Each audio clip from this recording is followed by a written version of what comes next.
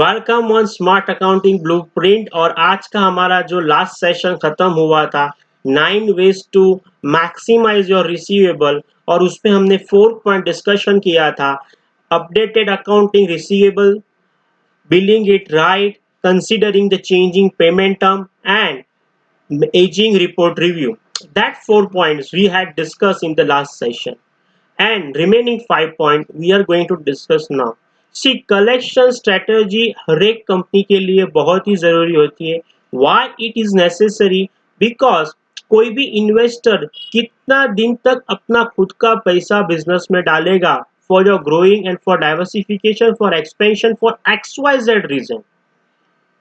So जितना भी उसने सेल किया है उतना पैसा उसको मार्केट में से वापस आना बहुत जरूरी है, बिकॉज उसमें ही उसका प्रॉफिट और उसमें ही वो पैसे में ही उसकी आगे की प्लानिंग छिपी हुई होती है कि वो आगे किस तरह से अपने बिजनेस को लेके जाएगा। So collection strategy is a heart, और collection is a blood for the business. यानी अगर आपके बॉडी में हीमोग्लोबिन का काम, बॉडी के अंदर हीमोग्लोबिन बहुत ही जरूरी है, अगर हीमोग्लोबिन नहीं होगा तो डॉक्टर तुरंत एडमिट कर देता है। इसी हिसाब से अगर कंपनी के अंदर कलेक्शन स्ट्रेटजी प्रॉपर नहीं है तो हम लोग ऑक्सीजन लेवल पे चले जाएंगे। बिलीव करो, this is a practical thing which I explain in a scientific way. Okay, so now without wasting the more time, I am going to discuss with this remaining 5 point. Now considering the changing payment term, वहां पे मैंने जो आपको बताया था उसमें मैंने आपको क्या बताया था कि आपको लिक्विडिटी की प्रॉब्लम है फॉर XYZ रीजन, यानी कोई क्रेडिटर्स को इमीडिएटली पेमेंट करना है और आप अपने प्राइम कस्टमर के साथ पेमेंट टर्म को चेंज कर रहे हैं। नाउ ये सिनारियो में क्या बताना चाहता हूं, आपने एजिंग रिपोर्ट रिव्यू कर लिया, अभी 120 डेज में फॉर एग्जांपल आपको 1 करोड़ रुपया दिखाता है। एग्जांपल दे रहा हूं, मतलब वो फिगर दिखा रहा है जो आपको सेट नहीं हो रहा है या आपको प्रॉब्लम है, मतलब आपके बिजनेस वो अफोर्ड नहीं कर पाएगा। ठीक है, सो आप क्या करो, वो कस्टमर को जाके मिलो कि what is your reason to not pay my dues on time, whether the stock which I sold you is not movable in this market, maybe आप जो मार्केट में टारगेट कर रहे हो वहां पे उसकी डिमांड नहीं है। अगर आप सर्विस इंडस्ट्री में हो तो वहां पे तो कोई सवाल ही नहीं है, they have to pay your money because you already render the service. But even तो अगर वो नहीं दे रहा है then also you go and talk with them. But goods और मैन्युफैक्चरिंग रिटेलिंग इंडस्ट्री में अगर कोई पेमेंट नहीं दे रहा है तो वहां पे या तो उसको माल बिक नहीं रहा है या तो कस्टमर आपको देने के लिए उसको इच्छा नहीं हो रही है कि मैं इसका पैसा खा जाऊं। ये एक रीजन हो सकता है, जस्ट मैं नॉर्मल लैंग्वेज में बता रहा हूँ। But for this customer you need to change your policy. How you change? You, अगर उसका स्टॉक वहां पे वेयरहाउस में पड़ा, you can take out the stock. अगर उसको बेचना है बट प्राइसिंग का कुछ इश्यू आ रहा है तो आप उसको प्राइस का डिस्काउंट दे दो, तो क्या हो जाएगा, वो लिक्विडेट हो जाएगा। बिकॉज देखो, इवन तो वो पैसा अबव 120 डेज चला गया है तो you have to take a some decision and change your strategy. Cool, and it's work. Again I am telling you, it's all thing is working.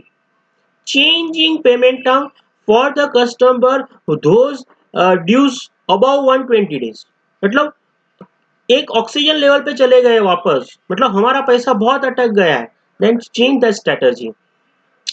Ensure and adherence of the payment term, यहाँ पे मैं आपको बताना चाहता हूँ कि आपकी जब भी ड्यू डेट आती है, मान लो 30 डेज की ड्यू डेट आती है, you need to start following before 5 days और 7 days. Start emailing, start normal discussion. Okay, अगर आपका रूटीन कस्टमर है, अब आपका इन्वेस्ट पे बंद रहा है, then stock in between start करो कि भाई ये इन्वेस्ट ड्यू हो रहा है, ये इन्वेस्ट ड्यू हो रहा है, यहाँ पे पेमेंट करो, ये यहाँ पे आपको करना है। सो वो प्रोसेस को फॉलो कर, because see, to preparing aging report is not a solution if you had not taken any action on this report.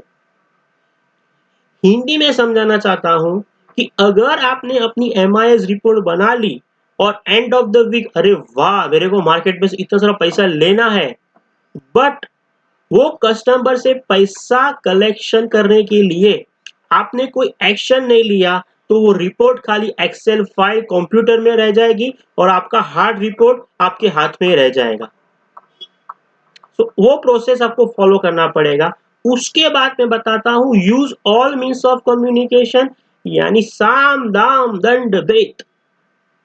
अच्छा एक कस्टमर है, पैसा दे देता है, ठीक है, email start, telephonic, Facebook messenger, WhatsApp, start all these means of communication to collect your money, because it's your hard money you invested in your business and it should not be delayed any single day.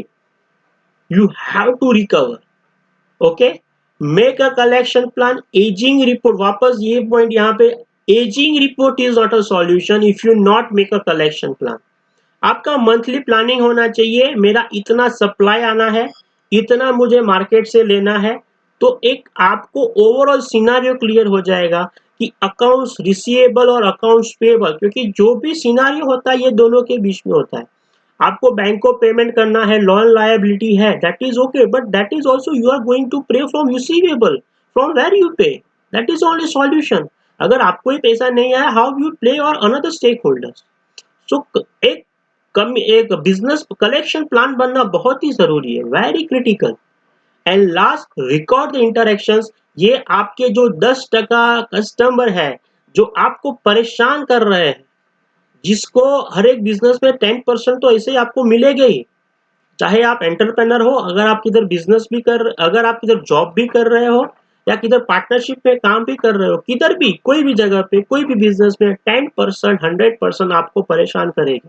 तो वैसे customer के लिए आपको record रखना पड़ेगा कि आज आपने टॉप फोन किया, वो बोला नहीं, हफ्ते के बाद डेट मेंशन करो, वॉट एवर द डिस्कशंस वो आपके साथ कर रहा है उसको बाय ईमेल भी आप उसको रिकॉर्ड में रखो, not only the telephonic.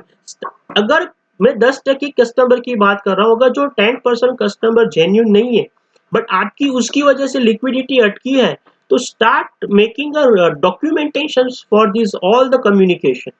Should not talk telephonic every time, email से भी उसका कम, बिकॉज आगे जाके क्या पता वो कस्टमर बैंकरप्ट हो जाए, कुछ भी हो जाए, बैड मतलब वो अपना देवाला निकाल दे।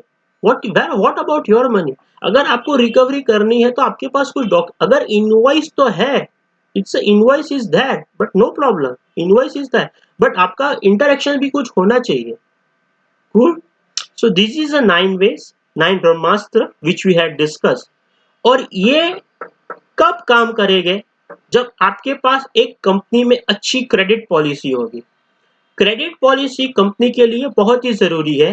तो अभी नेक्स्ट सेशन में डिस्कशन करने जाऊंगा कि क्रेडिट पॉलिसी क्या है, क्रेडिट पॉलिसी क्यों होनी चाहिए, before sale, after sale, during the sale, credit policy किस तरह से काम करती है।